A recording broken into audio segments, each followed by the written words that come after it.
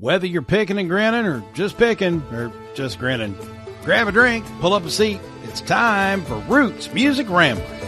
Turn it up.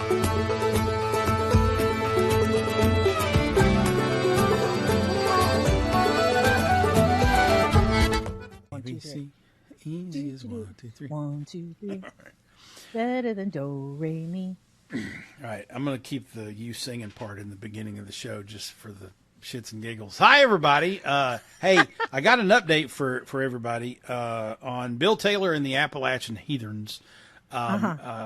Shortly after, is actually just a couple of days after our episode dropped with them a few weeks ago, Bill came on to the social media channels and unfortunately let everybody know that the band did not get selected for the round of live America's Got Talent tapings as the second round. There's apparently 100 contestants in the first round, and only 44 of the 100 get chosen for the live broadcast, so the next round of the competition.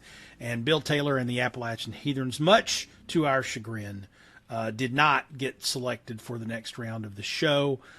Still, though, an amazing opportunity for them. They got to audition on a television show that's seen by millions of people, and obviously their opportunities, they're opening for bigger acts now. They're actually headlining some shows. They've been invited to a bunch of festivals that they weren't on the radar for before that happened. They got to appear on Roots Music Rambler. I mean, shit's just going great for these guys. For real. I mean, after you're on Roots Music Rambler, where do you go from there? Yeah. Well, and it's kind of funny that you say that, because I was actually doing a quick review of, and by the way, the Bill Taylor and the Appalachian Heathens was our 50th episode. We only do every 2 weeks, so that's a couple years worth of shows there. Hell yeah. And so proud of that. But I was going back and looking at some of our guests, and we've actually got some news happening for some of our former guests now. Today, as we record this in the middle of August, Magnolia Boulevard and Maggie Noel, who we had on a few episodes ago, they just announced today that November 28th, their first full LP will be coming out. And so can't wait. She hinted around about it when she was on the show, but they officially announced the album will be out November 28th later this year. So super stoked about that. Bill Taylor and the Appalachian Heathens, they're hoping to get a new album out by the end of the year. So they've got something coming, which is amazing. Rachel Brooke, who was on the show, actually has a new album out called, I think it's called Sing Sad Songs or something like that. It's a collection of sad songs. But she's got a new album out. J.D. Shelburne, our first ever guest on Roots Music Rambler, just a few weeks ago made his Grand Ole Opry debut. So big things happening for some of our former guests. And then we'll go one step out. A gentleman by the name of Adam Chafin, who you may or may not know who that is, but he is actually the husband of Britt Taylor, who was on the show promoting her album Kentucky Blue. Adam Chafin's got a new solo album out. He's starting to do some shows on the road, and so proud of him. He actually plays bass in Britt's band, or at least did.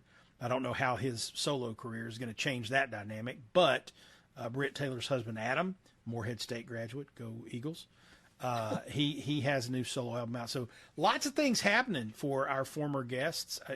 We can't take credit for any of it, but we certainly can take credit for seeing talent and grabbing them and putting a mic in front of their face and asking them questions. And so, always good to follow along and subscribe here to Roots Music Rambler, because we're talking to some movers and shakers out there in the Americana music space, which is pretty damn cool. And may I add another one? Absolutely. Nathan Graham has a new album in the works. Yes. So that should be coming soon. Well, that's great, because I love his last album, and and Nathan was, I think, episode 3 or something like that. He was early on. It was early on, yeah. Great to see him back in the studio. So excited for all those folks. Welcome to Roots Music Rambler. She's Frank. And he's Falls. And we're rambling on through the stories behind the music we love. Yeah, and today on the show, we're going to dive into something a little bit different. We've got record producer and studio engineer Ann Gauthier with us from La La Land Sound in Louisville, Kentucky. She spends most of her time producing, mixing, and recording with artists like Bonnie Prince Billy, Murder by Death, Joan Shelley, and more. She has also contributed to records by Ray LaMontagne, Jake Shears, and White Reaper. She has also collaborated or worked with legendary producer Glyn Johns, who produced Led Zeppelin, the Beatles, the Rolling Stones, and more. And has also collaborated with Jim James of My Morning Jacket fame, and we all know how I feel about Jim James. And all of that is true, including how Francesca feels about Jim James. Ann's resume and experiences are really impressive. She's recorded, mixed, or produced more than 100 records in her career.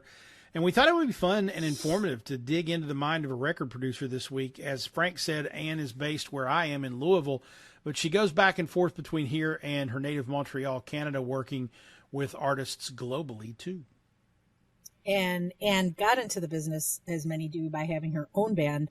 And we'll definitely get to know more of her background and influences, but we'll also pick her brain on how to produce a record, what input goes into the decisions that bring a song to life sonically, and the balance between the producer and the band or artist and more. And we'll also have our normal Pickin the Grinnin segment as well, so be sure to stick around to the end. I'm excited, so let's get to it.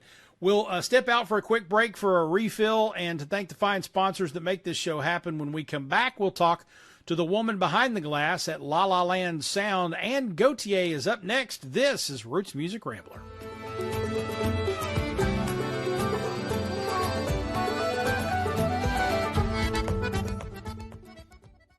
You're tuned into Auto Intelligence, live from Auto Trader, where data, tools, and your preferences sync to make your car shopping smooth. They're searching inventory. Oh, yeah. They find what you need. They're gonna find and it. You can make a budget for your wallet to help you succeed. Pricing's precise and true. So true. It's smarter car shopping. Ooh. Just for you. Oh, it's just for you. Ooh. Find your next ride at Autotrader.com. Powered by Auto Intelligence. This episode is brought to you by Progressive Insurance.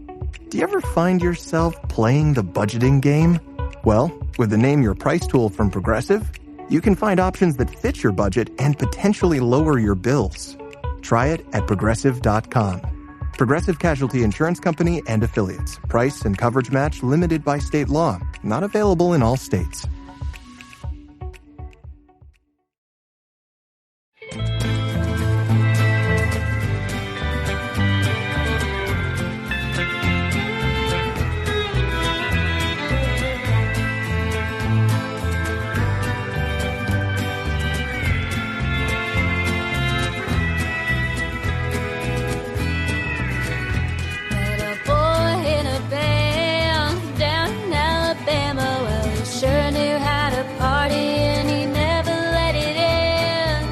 Welcome back to Roots Music Rambler. That song is Boy in a Band from friend of the show, Kate Justice, and it was produced by the amazingly talented Ann Gauthier, the primary producer, engineer, and overseer of music magic at La La Land Sound in Louisville, Kentucky.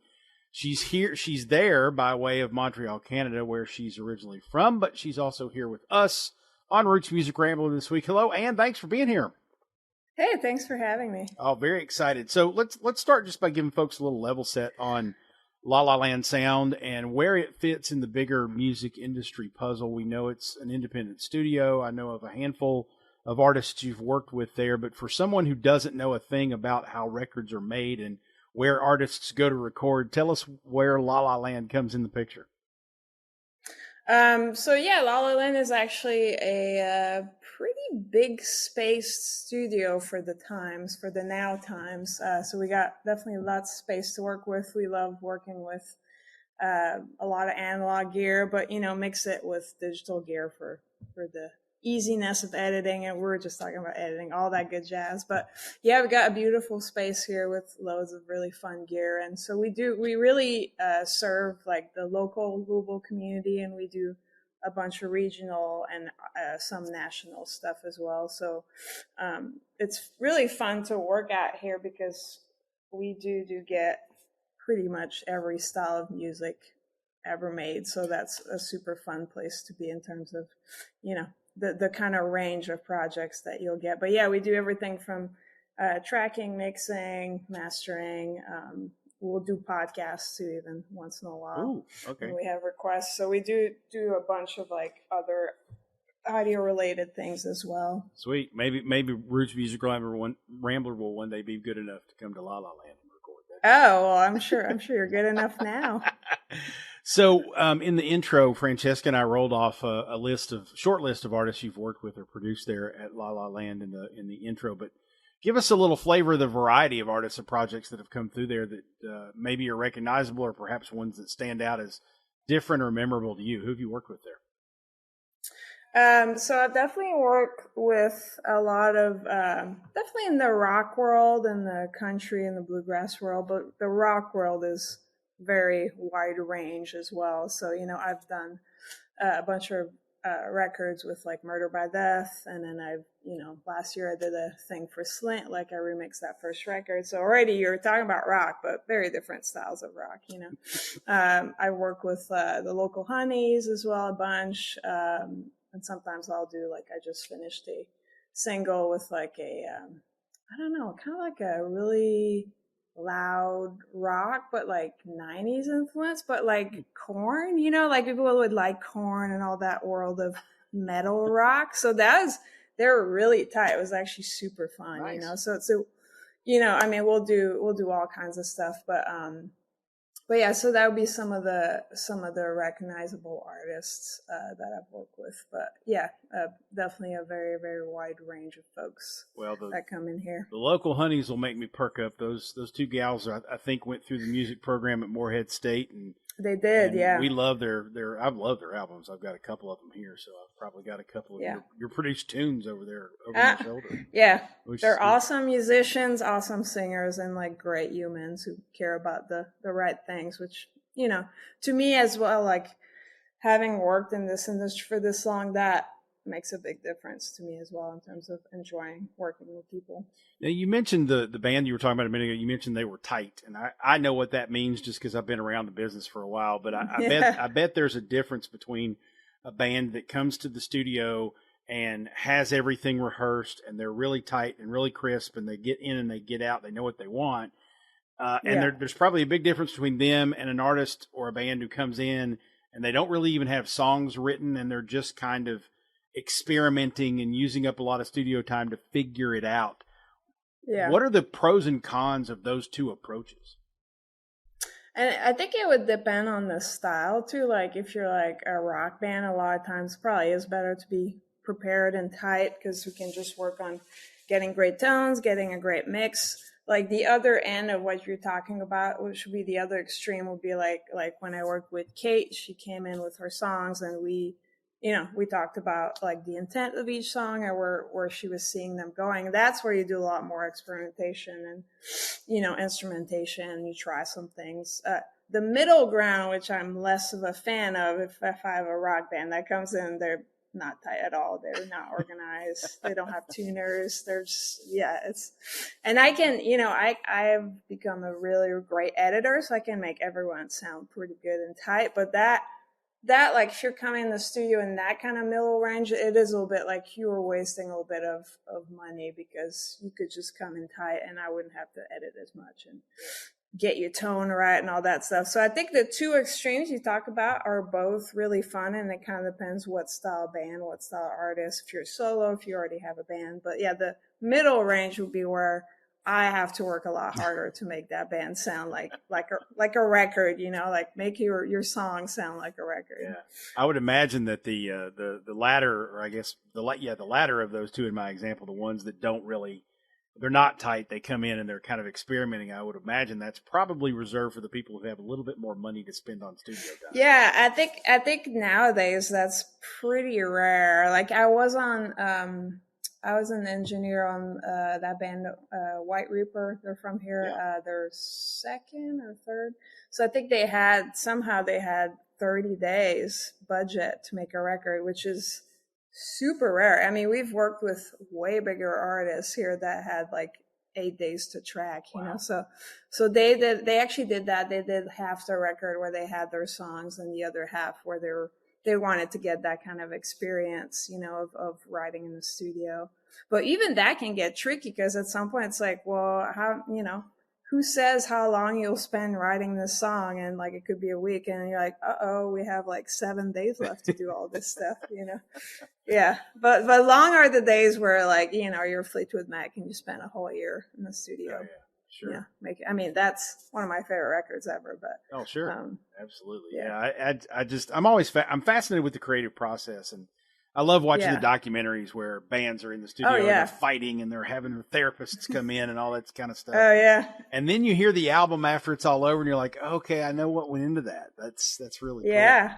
I think one of the sort of mass media things that has kind of brought attention to the art of record producing and mixing, at least into a broader understanding for folks, are the various documentaries and interviews around the book lately that Rick Rubin has garnered. He's become one of the more widely known people in the with the title of producer out there. He's also very different than you. Right. He's a lot, because you're a lot more hands-on. He's different than that and more in-studio folks. How would you describe your style of producing, and what are some of the approaches that you've seen work for others? I think like, and that's the thing. I think production means very different things too. So I feel like Rick Rubin has good taste, and I think that's a lot of what he's like, I want to work with you because I think, you know, he's got good vision and good taste. But yeah, apparently he's just kind of chilling and giving the good vibes, which is also, I've been in sessions where there was a producer and they're all about making people feel good. So that's part of it, like making people feel good and comfortable and confident. And I think another part of production is, to me, it's like teamwork. It's giving the artist the space to like share what they want their songs to be, how they want them to be portrayed in like record mode. You know, I'm not really into, and sometimes I'll see that happening maybe with younger, like female songwriters, where it's like they really don't have a say in those records or don't sound like them. And I think that as an artist, that also doesn't help you build a career, you know? Yeah, true. So to me, it's like giving that artist the space to like share what the songs are about, like what their influences are about, and me taking all that in with some of my influence and some of, you know, ideas I have, and kind of do a big mishmash of that. So to the core, to me, that is, I guess, my style of production, you know? Yeah. I'm curious what the difference or what the percentage is of people who come in, like you mentioned, you were talking to Kate and you sat down and you kind of went through what each song meant and where she wanted it to go. I wonder what percentage of people come in with an idea of what they want and a vision versus the ones who come in and say, man, I just got these songs. Can you just make them sound good? What do you want me to do? Yeah. You know? I say like, actually the extreme of someone coming in being like, this is what I like, this is exactly what I want, is probably 1 project a year to 2 projects a year. So you are producing even when you don't get a producing credit, you know, because a lot of times people like just have the songs, you know, and sometimes obviously you'll more heavily produce. So even with Kate, she was like, I feel like this. And at some point I'm like, what if we put banjo and mandolin? And I was like, oh my God, yeah. You know, it's like all about like give and take and teamwork and stuff. But yeah, I'd say most people just have songs that they like, that they wanted. And it's your job as an engineer to understand where that's going. So I think like also, I think when I turned 25, I stopped being a music snob, and that really helped me kind of gather influences and listen to all kinds of music. And like, I remember in Montreal, like, our library opened up and they had like, you could rent CDs and vinyls, and I really went crazy. I just like was like, oh, I don't know about this, I don't know this. And I feel like now that gives me a reference. If someone comes in and like, they don't always have to be like, this is my, like, I'm gathering from where they're at, like kind of like sonic ideas that we can bring to the record. And that could be like, you know, I've actually done like a couple of new age records a couple of years ago. So it's like all kinds of stuff that you'll bring in, you know, nice. Or even that hard rock band that came in. It's like, I have a reference of like, even like oh, I think maybe they would like this kind of vocal effect, you know, kind of like in the world of maybe some of the things they'd be listening to, and also bringing your influences from other styles that you like, which is also super fun to do. Very cool. I would imagine, is this safe to say that younger artists are probably a little bit more malleable, whereas the ones who have been established and know their sound a little better have a little bit more insistence on what they want? Is that accurate?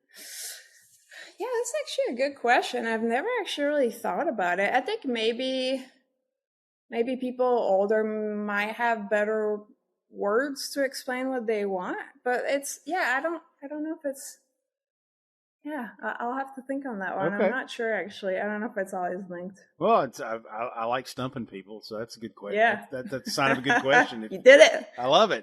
So this may or may not be a fair question to ask. It might be unfair, but who's the favorite artist you've ever worked with? God, I don't know. I will say, like, I love working with, like, talented, kind, good values people. So sometimes, even if, like, they're not the best musician ever, like, I don't really care. To me, it's like the experience and sharing and creating together, like having that space be positive is really important to me. And I think our studio, just like our studio, like super vibey, is super, like, it makes you feel like you're at home. And that was kind of the goal of this place. And I think there's something about that makes it that I really haven't worked with, like, a lot of jerks in my career, which is very lucky. I think there's something about this space that makes people feel good and comfortable. And so that's been, it's been very helpful for that. But I'd say generally that probably would be, you know, I think there's, like, unique projects that I'll do that I think would be maybe what you're talking about. Like I mentioned, I remixed the first Lint record with the Ethan last year. So that was, like, you know, that's not something you have on your card. You know, you're like, this is what I'd like to do in my career. And then that comes up, you're like, all right. And then, like, you spent 5 days doing that and was like, wow, this is so crazy. This is awesome.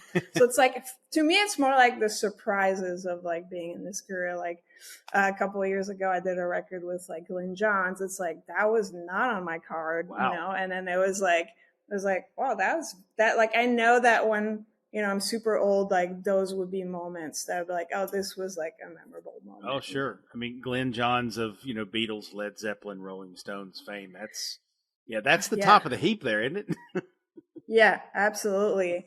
And even, like, it's like, sometimes, like, I think I remember, I don't know which record that was. I was listening to a record a couple of years ago. I was like, man, this record sounds so good. And it was like God, what's their name? It's like a kind of folky band from the 70s. And then I look it up. I was like, oh, Glenn recorded that. And so I emailed. I was like, oh, I love this record. Who knew that you also did that? Because, you know, he's been working for like 50, 60 years. So obviously. Yeah, he's been... But yeah, to me, that would be like moments like that, very special moments of like memorable projects, you know. Very cool.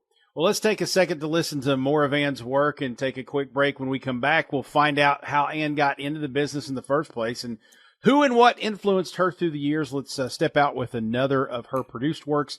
This is the song called Red from the Jordan Wilson Coalition. Stay tuned. This is Roots Music Rambler.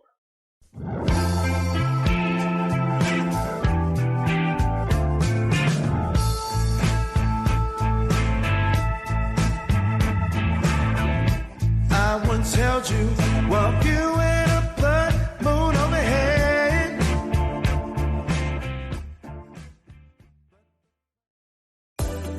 Honey Bunches of Oats es la forma perfecta de empezar el día con tu familia. Con hojuelas crujientes y miel de verdad que a los niños les encanta. Además, deliciosos trozos de granola, nueces y fruta que todos van a disfrutar. Honey Bunches of Oats es para todos. Toca el banner para saber más.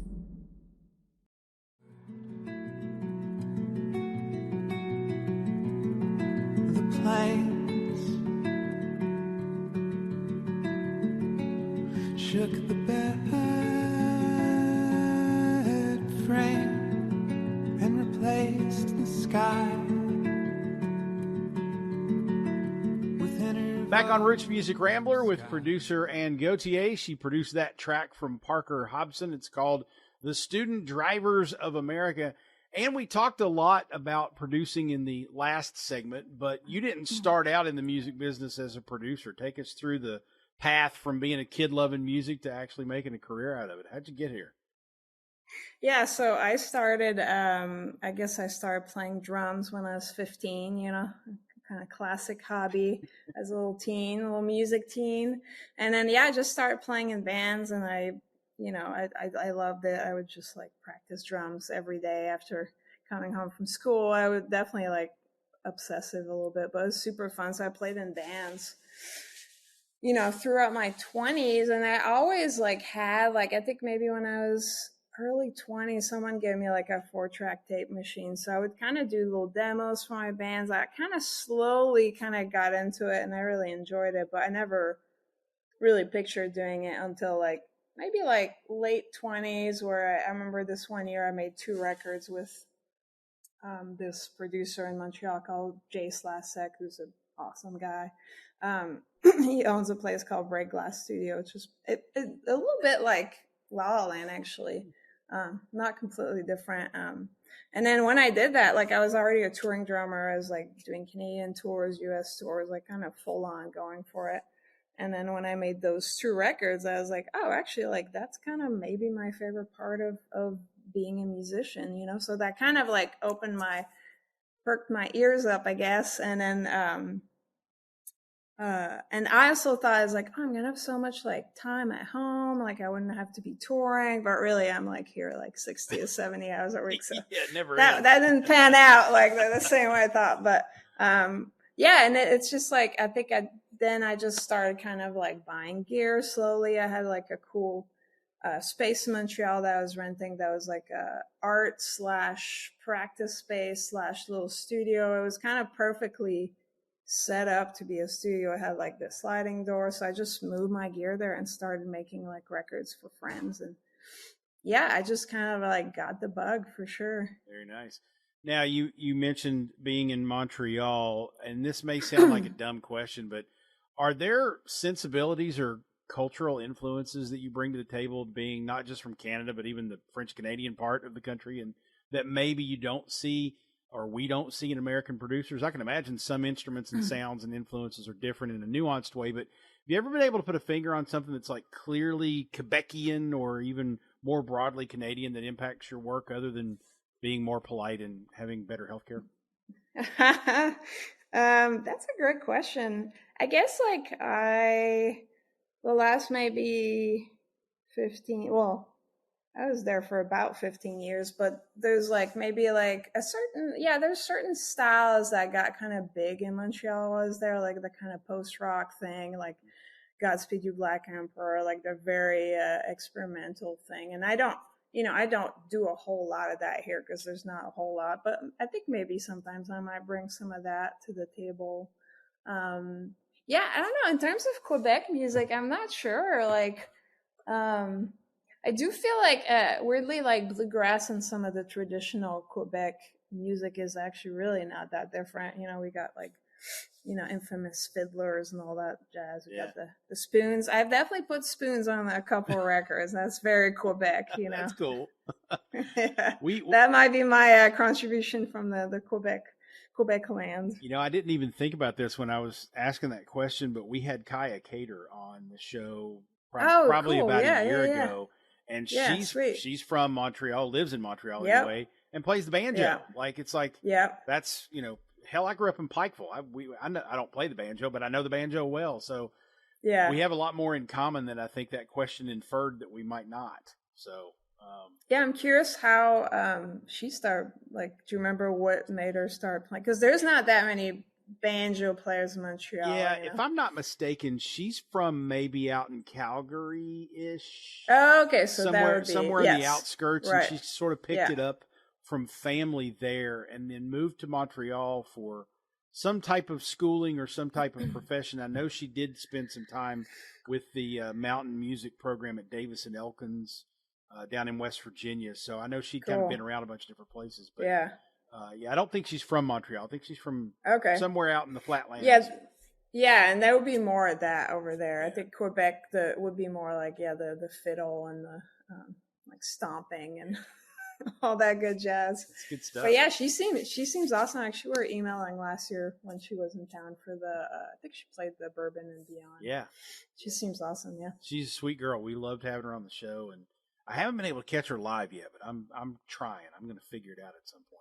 So, just a quick technical aside, digital production's been around a long time now. I know some producers are religiously analog, others kind of mix the two together. I'm sure there's some level of digital that touches just about everything these days. My guess is you probably have a preference. What's your preferred method of production? How are things like AI and such affecting your work, if at all?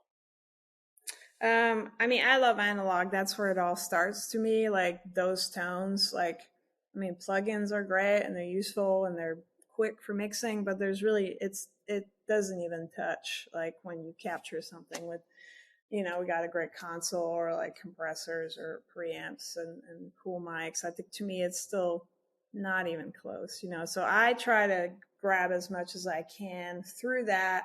And then that always ends up in the computer just because how we talked about the budgets are not as big anymore. So editing through the computer to me has been a good kind of mixing the two kind of techniques together. I love tape machines, but also I keep buying them and selling them because there's almost no one that works on them anymore. So I wish I was a little more into repairing analog gear because I hate it. I hate it so much, but I wish I was into it. I could keep a bunch of tape machines, but I think just going through what we have here, I love tape, but I don't completely miss it because I can still get some of that cool analog juice or whatever through what we have here. But yeah, I like using both. I mean, if we had months to make our records, it might be fun to just do it on tape, and not everyone is, experienced enough as a musician to be able to work that way. Someone that might need a lot of like punch-ins and takes and stuff, it might get a little more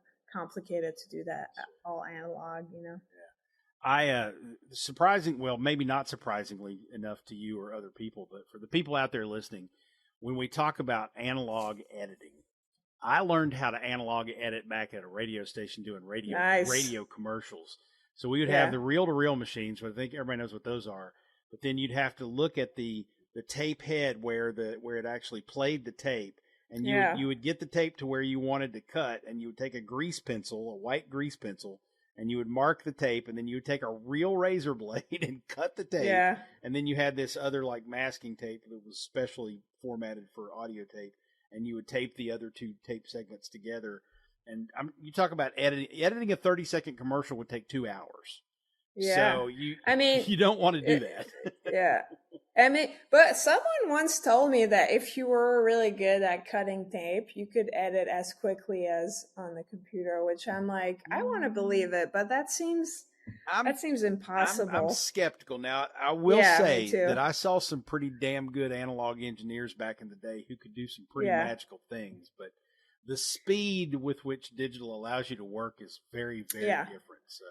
Yeah, it is very different. But yeah, I actually skipped, so I just started using tape machine, and we already had the computer. So I don't know. I feel like luckily maybe I skipped the step of editing tape. I don't know. Maybe I would have loved it, but it seems a little intensive. I would say it is. I believe me, I love the digital stuff now. It makes my life a lot easier. So and then I forgot AI. Well, so also I'm not sure like that some of the like what is AI in the audio, or like actually I was talking with a friend, like stuff that is on the plugin that you don't need to go through the internet come back. I don't know if that's AI, so I don't know. Like I use a lot of like isotope plugins, but those would be within my computer, so I'm not even sure that's considered AI. Yeah, I don't know that's AI. That's more of an audio effect. But like I know for this show, I'll admit this, when I get done with it, I'm not a professional audio engineer like you are. So when I get done with the voice tracks for our podcast, I run it through an Adobe AI enhancement software. And basically I upload the MP3 file or whatever it is to Adobe. And Adobe will, within a matter of seconds say, okay, we've optimized your audio. And it essentially masters it for me. It balances the audio levels of the voices talking. It takes out background noise. It makes everything nice and smooth and crisp. And it's got a couple of dials where I can like adjust. Oh, that's too much. It's kind of overdone. So back it off a little bit. And so I can make sure that it sounds when I play it. And all of this editing happens with automatic like AI filters. I don't have to twist any knobs. So that's where AI comes into audio for me. I would imagine eventually there's going to be some pretty deluxe, digital softwares that have it built in for studios that make things faster or easier, but I don't know if that's good or bad. Yeah, I mean, to me, it's like for cleaning out sounds, I think that's really useful. Like, if I do a podcast sometimes, or if I get a mix from somewhere that recorded at home and I need to clean it up, I think it's really useful. Even there's one that's like the de-popper. It's like it takes out all the pops. So it's like you would have had to go through every bit and like zoom in and find the like bloop and like try to cut it. The first audiobook I did a couple of years ago, I think I was too cheap to get the isotope thing, and I had to do it by hand. And I was like, oh my God. So that's useful to me. Like anything that's like AI creative, to me, it's like beyond the point. I mean, like I think as humans, like art is the one thing that we don't mess up. It's like, why? Like, I had a friend, like, he was like, oh yeah, I was trying this like AI thing to write songs. And I was like, oh yeah, how was it? He's like, yeah, I spent like 2 hours. I was like, oh, how many songs you got? He's like, 200. I was like, what? And it's like, well, I think he was just trying it out, out of curiosity. It's like, well, what's the point of that? What does that, how does that make you feel? Do you feel accomplished that you did, and obviously that wasn't his goal, but it's like someone that would use that. It's like, oh, do you feel accomplished that you made like 200 songs in 2 hours? So to me, like using it on the Slint record, actually, like we were missing one of the 16 track on the tape machine because they got stuff from the original tapes digitally transferred. So some of it wasn't very important. Usually you'll put stuff that's not as important on the edges of the tape, and I think it was a little bit of like some vocal, not even main vocals, some stuff here and there. So I actually used just a thing on the webpage that would split the track. So I split the original and like saved some of the vocals. It wasn't perfect, but it's, it didn't need to be, it's just like we distorted it. And so to me, like using that, or for you, like if you're like, well, I don't want to edit like a full hour of talking audio, I think that's useful for that. Sure. So you mentioned earlier that your musical snobbery disappeared a while back, and you kind of take in a lot more artists and sounds and influences and whatnot, so that you've got more to pull from as a producer. Yeah. I wonder when you're not in the studio, which is not very often and not very many hours a day, so you're probably sleeping. But when you're not in the studio, what are you listening to these days? What excites you about the music that's out there? I actually don't listen to a lot of music. Oh, really? I love silence when I get home, because I'm listening to all kinds of things like every day at the studio, which is great. So yeah, I don't want to blast my ears anymore. So I might not do like, even if I'm listening in the car, I'll be pretty quiet. So I think nowadays if I listen to like full records, it would be maybe a little bit chiller. And it's not that I don't like super heavy stuff, because I record it here all the time and love it. It's just for my ears. I'm just trying to, that's my tool. So got very little sensitive ears, so I need to be kind of mindful. But yeah, it would be like chiller stuff, like, I'd say like Big Thief. That would be some of the newer stuff, like that kind of more creative, I don't know, what are they, creative folk music, I don't know, creative experimental folk, some of that, and obviously like, because of what I do, like, it would have to be like, I love this full record and I also think this full record sounds amazing. To me, like the two are really linked. That would like, and a couple of their records are in that vein too. So yeah, maybe a little bit chiller, but sometimes I'll just put some of the old louder classics. But yeah, I don't listen to a whole lot of music when I'm not making music. Yeah, that's fair. I worked in the sports industry for about 15 years ago, And Yeah. I would come home, and my then wife would say, "You want to turn a ball game on?" I'm like, "That's the last thing." You're like, no, yeah, not right now. I'll watch Gilmore Girls. I don't want to watch the damn ball game. I'm done with ball games for a while. So it's fun. Not related, but I read an article once about the science of recording baseball games. Have you ever, I mean, I'm sure you were around it. Like, it was just like one of the audio engineers, I don't know which team or something, but it was like, yeah, like use this kind of mic to get the right crack of the bat. And I was like, wow, maybe one day I could get into that. And like, get so nerdy about like some random sport, or like you hear the like ball, whoosh, you know, it's like whatever mics you use and all that. So it's kind of fun to apply that to, you know, all kinds of Yeah, worlds. man, those professional radio and or television broadcasts that have the shotgun mics on the batter's box, and they've got crowd mic setups that you can hear the crowd milling about and the organ playing. Yeah. It's a cool thing to mix for sure. It is a cool, and the crack. I mean, it's true. The crack of the bat sounds great. You know, I could see now that they've really thought about it heavily. Yeah, it's good stuff. One of my old bosses, when I worked in radio back in the day in the 1990s, one of my bosses, the guy that hired me in New York, was a guy named Shelby Whitfield, who started the Associated Press Sports Bureau and then ABC Radio Sports. And he was one of the original play-by-play guys for the Washington Senators. And so he was one of those guys who created those early audio experiences. And so I never really sat down and talked to him too deeply about the kind of the audio engineering of things, but he was one of the sort of forefathers of that style of, hey, let's bring the experience to life audibly so people can hear at home and think they're in the ballpark. So I had a little brush with that at one point when I was really That's young. cool. And I'm sure that changed too from like, I don't know, even like hockey games when it was just on the radio. It's like, what, I mean, I guess you could kind of hear stuff. Yeah. A little bit, something going on. So they were probably putting some, I don't know, RCA ribbon mics everywhere. Who knows what they were. I would imagine with a hockey game, you got to be a little bit more sensitive about the crowd yelling stuff. But, you know, the hockey games I've been to, it's not PG. Right, yeah, but I mean, like I've listened to like old hockey games, like pre TV, and it's you kind of hear muddy stuff under the guy being like, you know, like that's kind of like the sound they had. Exactly. So I want to touch on something else here a little bit. My daughter Katie actually attended one of your audio production camps at La La Land this summer, which I love the fact that you do that. That's fantastic. She learned a ton, came away very excited about her career path, much more well-informed. That was well worth it for us. But from the perspective of a record producer, what do you say to someone like Katie, who's an aspiring artist, who maybe wants to get a demo or eventually get a record deal and be recorded and such? What do you tell them to do to get those touch points, to get to those touch points one day? To kind of be able to like maybe get in the industry and such? I think, you know what? I think it's very general. Just like work hard, be kind to people.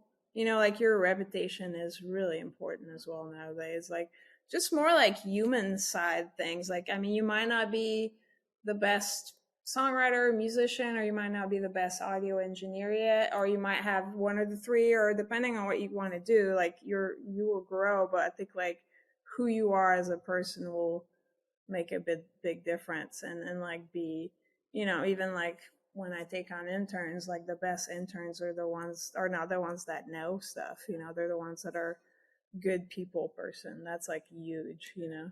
And obviously I think Katie is also interested in music business, right? So I think that's probably huge as well, to be like a good human and to be a hard worker and all those kind of classics. I think they make a big difference. Very good. Well, I will certainly pass that on if she doesn't listen to the show. Which if she doesn't listen to the show, I'm going to ground her. But whatever. I feel like we could keep going and ask you questions for hours, but we should probably let you go. Before we go, though, tell folks where they can find you and La La Land Sound on the interwebs. All right, so La La Land, we got a webpage, lalalandsound.com, and then we're also on Instagram. I think it's La La Land, the place. I also have a portfolio online, and I'm also on Instagram. You could probably just, web search my name. I was going to tell the company name, but I thought, web search my name. Yeah. I've got some samples on my webpage and all that good jazz. Well, we'll make it easier for folks. We'll put all those links in our show notes at rootsmusicrambler.com. The link to this episode specifically will be rootsmusic.link/Ann Gauthier. And thank you so much for coming to hang with us. We love what you do. Can't wait to see what's coming down the pipeline for you in La La Land. Really appreciate you being here. Thanks for having me.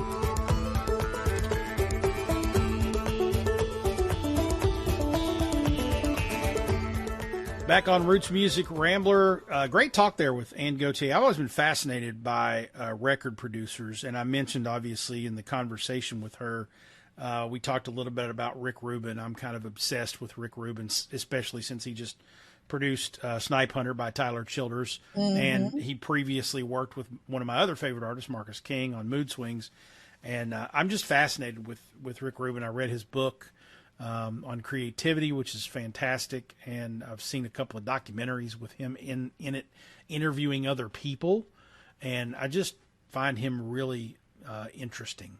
And not to take anything away from Ann and focus it on Rick Rubin, but I just think the world of producing records is fascinating. So it was really fun to get some insights from her, and I think as we mentioned in the conversation, she did the little summer camp there that Katie went to for a week, and Katie, walked away from it with all sorts of more knowledge. And so Ann is just fantastic. Great to have her on the show. Fun conversation. Yep. All right, folks, it's time for our Pickin' the Grinnin segment. This is the point in the show where Frank and I tell you our picks for who's making us grin. It might be a song. It might be an artist. It might be an album. It might be a documentary or a TV show. It might be, something we sat on at lunch. Who knows what it's going to be.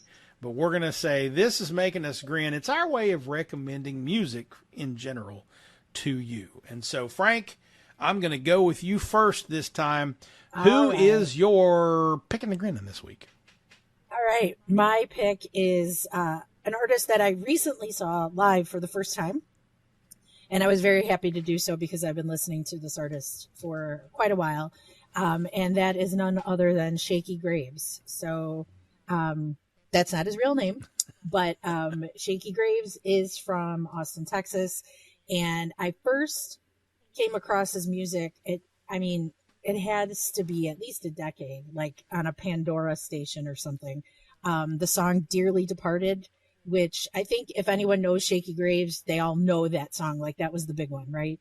And it's a very unique song. Especially when I first heard it more than 10 years ago, it was sonically different, right, than anything else that I'd really been interested in. So it caught my attention, and it's just like a really, I don't know, to me, it's like moving. So he played recently at the Out of Space Festival in Skokie, Illinois, and along with your girl, Joy Aladakun, and Shovels and Rope. Nice. And that was just such a great show. It was so enjoyable, and it was outdoors. The weather was cooperative. It wasn't, like rainforest hot or anything like that. But yeah, Shakey Graves put on a great show and very entertaining. He's talented. His wife sings with him. She's talented as well. And he played Dearly Departed, of course, and a bunch of others that I wasn't familiar with, admittedly, but still very enjoyable. He kind of has a Ryan Bingham vibe going, like that gravelly voice. Mm-hmm. And the show was not long after the death of Ozzy Osbourne. So they covered a Black Sabbath song. And, everybody just went a little crazy over that. So, it was a lot of fun, and I would definitely go see him again. Shaky Graves. I like it a lot. Love the name. Yeah. And I'm going to have to dig in to listen to some of those tunes. Good recommendation. I appreciate that. All right. So mine. All right, what you got? I got a good one. Actually, this recommendation comes by way of your husband. So your Tom texts me. I thought so. He texts me every now and then and says, "Hey, have you heard this group, or have you seen this video, or have you whatever?" And so Tom every now and then will throw something at me because, Tom listens to the show. Thank you, Tom, because nobody that's related to me fucking listens to the show. But anyway. He's the only one in my circle that does, and he will tell everybody that he's my biggest fan. Yeah. So, of course, he's going to do what he has to, or what he wants. Anyway, go. It's fine. So Tom likes to participate, and I enjoy it because he sends me stuff to look at. And the stuff he sends me is always obscure, off-the-wall shit that I've never heard of. And so he sent me this a couple of weeks ago, and I immediately started streaming their stuff. And I'm now, fascinated with the Zamrock band Witch. Witch is WITCH, just like you think it is. And they are a Zambian rock band formed in the 70s. They were active for about 10, 12 years, and then they kind of broke up, disappeared for a while. But they regrouped in 2011, and they're still touring. They're touring in America right now, which is actually an acronym which stands for We Intend to Cause Havoc. And they do. I'm just fascinated by these guys, and it's obviously rock music. It leans a little harder than other music, but it's got that interesting cultural, undertow of it's from people from Zambia, people from Africa. It's got tribal rhythms and phrasing and sonic, sounds in it that make you think of the jungle in Africa and, looking at lions and cheetahs and shit on the, it's just really, I find it amazing. It's music that takes you to a different place. And that's why I'm so fascinated with it, because I can put that on, put my beats on, get my little, my phone out of whatever, Spotify on my phone, and I give them my beats. I go sit in my backyard and I start looking over my shoulder to say, is there fucking elephants around here? What's going on? I don't understand what's happening. Takes me to a different place. I absolutely love it. I think it's fantastic. Witch, Zamrock, look it up. It's fantastic. There you go. Wait, I'm looking at our notes for the show, and I saw your pick, and I'm like, why do I feel like he knows about this band? Because of Tom. I do. And lo and behold, I do. and he's probably texting you about this stuff now because he's tired of me not responding when he sends me this stuff. So thank you, Jason. You're such a pal. Well, somebody's got to do it. He throws me. I will say this in your defense, I suppose. Tom throws me some stuff that I'm like, yeah, I'm not going to touch that. That's no way. But that's okay. I enjoy it. I enjoy the diversity of music wherever it comes from. For sure. And so Witch is definitely a new band that I've got them on a playlist on the Spotify's, and I like to crank that shit up and roll down my windows in traffic so people look at me like, what the fuck is this white guy doing? I don't understand. Why is this white guy listening to Zamrock? What is happening? So that's my. I'm a little bit like our favorite comedian Tom Segura. I really get a kick out of making everyone around me a little uncomfortable, and so that's a good way to do it. Turn Witch up in traffic, roll down your windows. Yeah, you get some stares. It's good shit. Roots Music Rambler is a production of Falls and Partners, copyright 2025. Our theme music is Sheepskin and Beeswax by Gentacorum. Join us online at rootsmusicrambler.com and make sure you mash that subscribe or follow button so you remember to join us for the next Hoe-Down and Throwdown. She's Frank. And he's Falls. And whatever you do, kids, ramble on.